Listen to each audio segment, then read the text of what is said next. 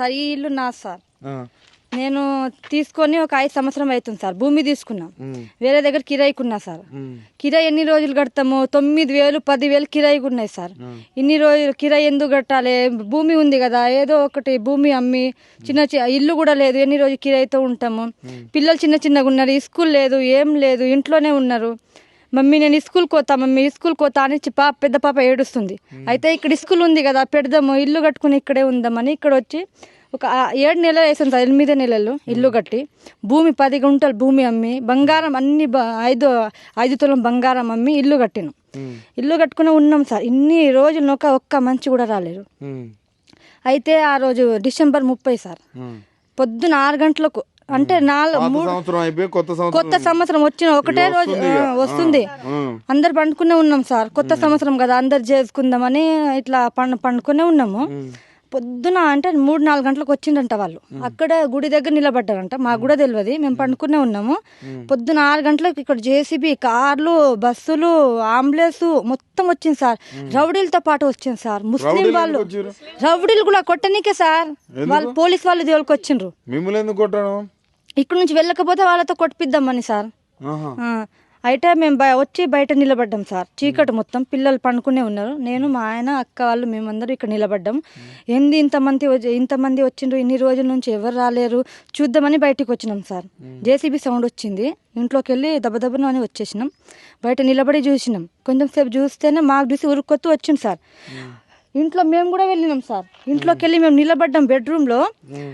నేను, మా ఆయన, మా 2 పాపలు పండుకుంటారు, మా మామ కూడా పండుకుండు. అయితే బాబు ఫోన్ అన్నారు ఫస్ట్. ఎందుకు సార్ మా ఫోన్లో మీరు ఎందుకు గుంజుకుంటుండ్రు అని అన్నా. అయితే ఇంట్లోకి వెళ్ళి బయటికి వెళ్ళాలమ్మా, ఇల్లు గుల్ల కొడుతున్నాం అంటే, ఎందుకు సార్ మేము ఇప్పుడు ఇల్లు కట్టుకొని మేము ఇన్ని రోజుల నుంచి ఉన్నాము, అప్పటి వరకు ఎవరు రాలేరు, ఇప్పుడు ఎందుకు వస్తుండ్రు సార్, మాకు ఇంట్లోకి వెళ్ళి బయటికి పోమంటారు. మేము పోం సార్ అని మేము గట్టిగా ఇంట్లో నిలబడ్డాం. అయినా సరే నాకు మా ఆయనకు దొబ్బిండ్రు ఫస్ట్. ఆయన మా ఆయన నాకు చెప్తూనే ఉంటాడు బయటికి పోకు.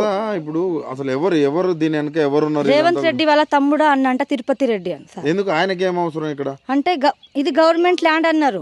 అయితే సరే గవర్నమెంట్ ల్యాండ్ కాదు, మా రిజిస్ట్రేషన్ భూమి, మేము పట్టా భూమి, మేము ఇల్లు కట్టుకుని ఉన్నాం, మేము పోమంటే వాళ్ళు అక్కడ నుంచి మాకు వచ్చింది ఆర్డర్ వచ్చింది మాకు అక్కడ నుంచి. అందుకని మేము కుల్లగొట్టనికి వచ్చింది. తీసుకుంటే గవర్నమెంట్ ల్యాండ్ అంటే గవర్నమెంట్ తీసుకోవాలి, అవసరం యూనివర్సిటీ ఆయన వస్తుందంట సార్, కడుతుండ్రంట. దీనివల్ల ఈ లంబడి వాళ్ళు ఉండొద్దు.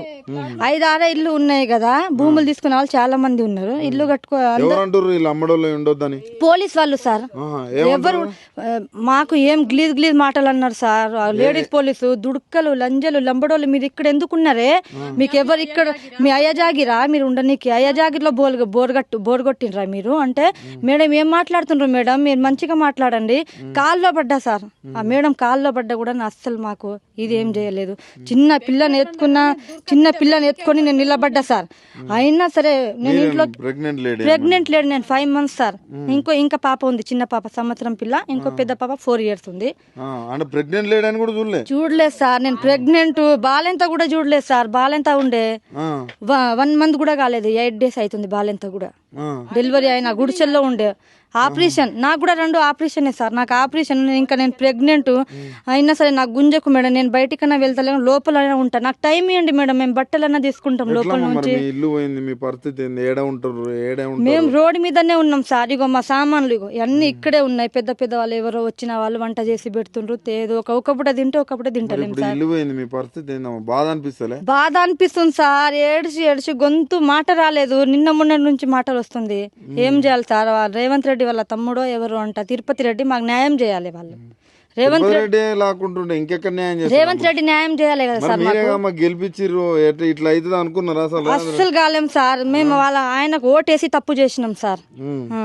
మాకు అస్సలు ఎందుకు కట్టినామని ఇప్పుడు తెలుస్తుంది సార్. మాకు ఇట్లా చేస్తారని మాకు తెలియదు.